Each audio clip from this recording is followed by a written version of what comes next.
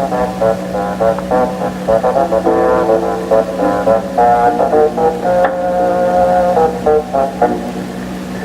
Jesse.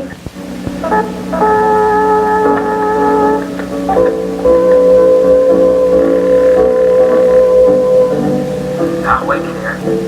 Oh, hello.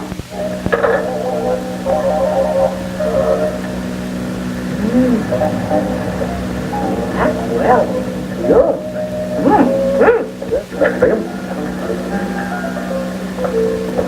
Oh, Henry. Sure is that. Well, Henry? Oh, look, would you go and see Dr. Hardy tell a Christmas story with me? Why should I? You don't seem to be interested in doing anything with me this Christmas.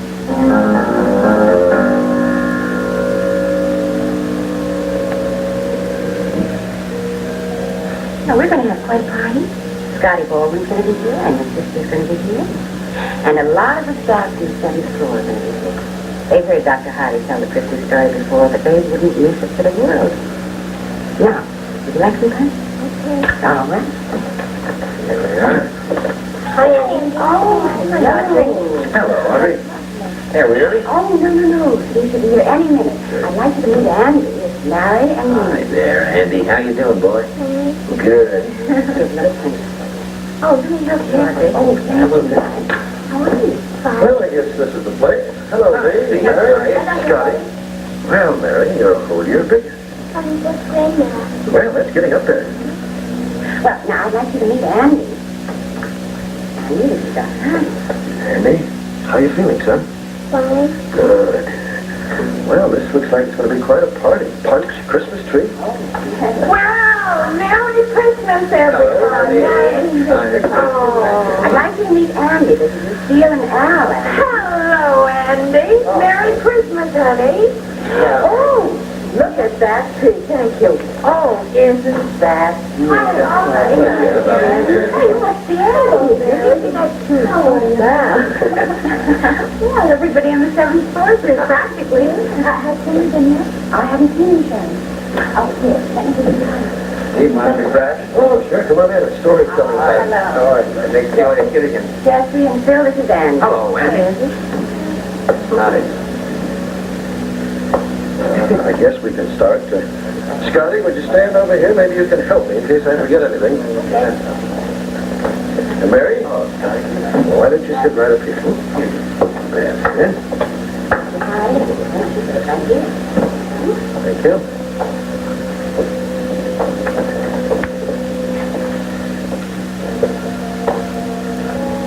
Well, it's an old story about the first Christmas, almost 2,000 years ago. It was cold out, huh, Dr. Hardy? Oh, yes, it was very cold that first Christmas. As a matter of fact, the wind was blowing so hard it made tears come to your eyes. And on that wintry night, a young couple were traveling to Bethlehem.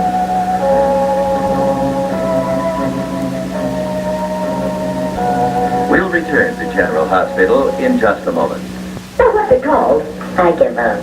That's a silly name.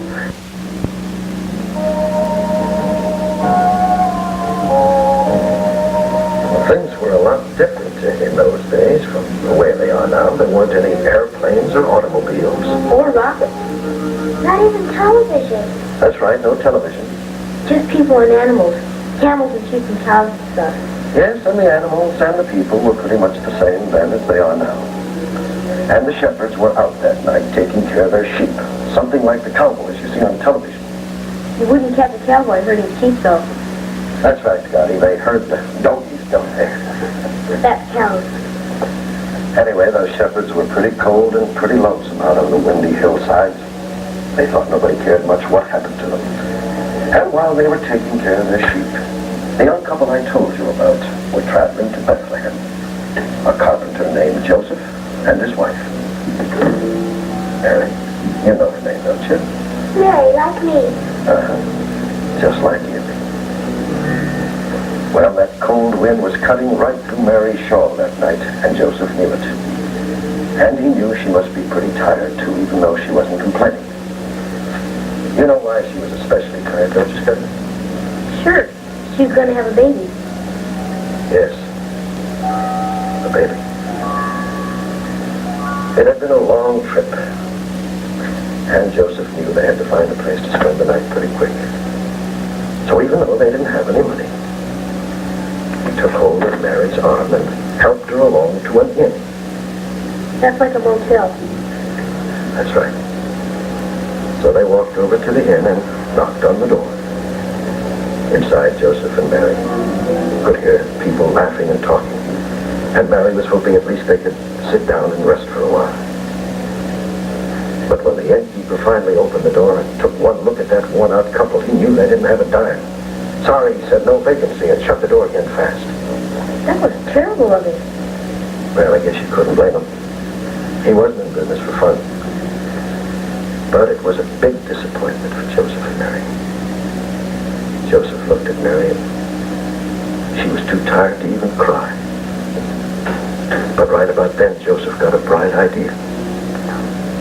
You know what a stable is, don't you, Scotty? Sure, they got him on TV. It's kind of a garage for horses. That's right. Kind of a garage for horses. Well, Joseph thought he might take Mary to the stable for the night. It would be warm there anyway. So they went to the stable. It was warm, all right, but very crowded with animals, cows and donkeys and horses and sheep. And for a minute there, it looked as if they might not be able to squeeze in. But then the animals noticed Mary standing there. And you know what they did? They all moved over to make room for Mary. Animals are neat. And Joseph got some fresh straw and fixed a bed for Mary. Then all of a sudden, there was a hush over the stable, like in a church. The cows didn't move. The donkeys didn't bray. There wasn't a sound. And in that hush, the baby was born. Some say the cows and all the other animals dropped to their knees. Mary wrapped up the baby and laid him in the manger in the fresh hay that Joseph had brought. She looked at Joseph and smiled. And Joseph took her hand and smiled back at her. Outside, the wind began to sound like music. They were so very happy there in the stable with their baby. What about Herod? Yes, Herod. Well, King Herod was kind of a dictator. He heard about the baby, and the way he heard it, the baby was going to grow up and be very popular. More popular than he was. And all the people were going to like him more than they did old Herod. So he called in his three wise men, whose job it was to advise him. Their names were Melchior, Gaspar, and Balthazar. And they were wise as owls. Wise as owls? Mm-hmm. Well, King Herod told the three wise men to go and bring that baby back to him. They knew he didn't intend to do the baby any good, but he was the dictator, and they didn't dare say anything. So the three wise men started out to find the baby. They didn't have a road map or anything. You know how they found their way, man? A big star. Yes. The Star of Bethlehem. That star led the three wise men right to this town of Bethlehem. And would you believe it? The star stopped right over the stable. So the three wise men got off their camels and went in. And when they took one look at that sweet baby, they all three, as old as they were, knelt down, not even bothering to find a soft place for their knees. And then they gave the baby presents, gold, frankincense, and myrrh. And naturally they decided not to take that baby back to King Herod. They just disappeared and never did go back. And that's why folks still remember their names. Melchior, Gaspar, and Balthazar. You forgot to tell about what happened to the shepherds. I'm glad you remembered them, Scotty. Because out there on the windy hillside, where the shepherds were taking care of their sheep, shivering and lonesome, thinking nobody cared much what happened to them, there suddenly appeared a bright light in the sky. And they heard a voice telling them that they'd never have to be scared or lonesome again because of the baby born in the stable in Bethlehem. The baby was going to bring peace and happiness to all the people in the world, even to poor shepherds like them. And then they heard music, as if all the angels in heaven were singing.